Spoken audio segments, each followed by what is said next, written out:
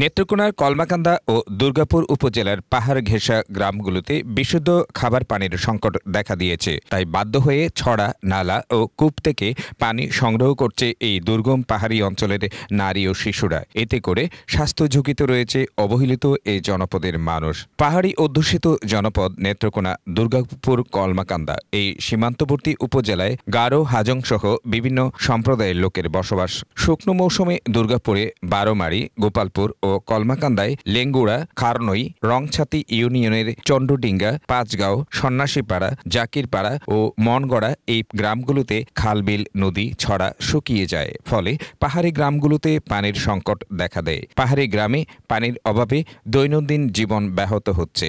আমরা দূর থেকে এসে এখান থেকে পানি খাচ্ছি। আমাদের কল নেই, টিউবওয়েল নেই। আমরা দূর থেকে হাঁটতে প্রায় 3 কিলোমিটার হেঁটে আসতে হয় আমাদের।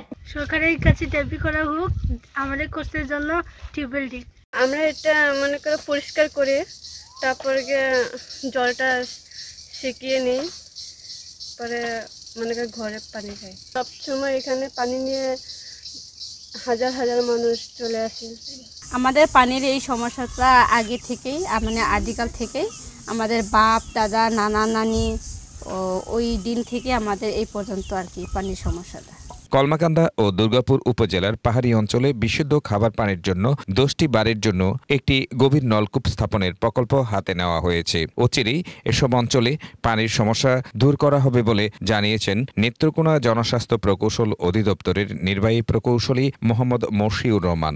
নেত্রকোনা জেলার কলমাকান্দা, দুর্গাপুর উপজেলায় ক্ষুদ্র নৃগোষ্ঠীর বসবাস। জনস্বাস্থ্য প্রকৌশল অধিদপ্তরের আওতায় সেই ক্ষুদ্র নৃগোষ্ঠীর সুপেয় পানির ব্যবস্থার জন্য প্রতি বছরের ন্যায় এবছরও বেশ কিছু বরাদ্দ আছে। কমিউনিটি ভিত্তিক পানির উৎস, প্রতি 10 বাড়ির জন্য একটি নলকূপ পাইপ ওয়াটারের মাধ্যমে সংযোগের মাধ্যমে সরবরাহ করা হবে। তো স্থানীয় জনপ্রতিনিধিদের মাধ্যমে ওই ক্ষুদ্র নৃগোষ্ঠী বরাদ্দ প্রদান করলে আমরা এই কাজগুলি বাস্তবায়ন করে ক্ষুদ্র নৃগোষ্ঠীর জন্য সুপেয় পানির ব্যবস্থা নিশ্চিত করতে পারবো ইনশাআল্লাহ।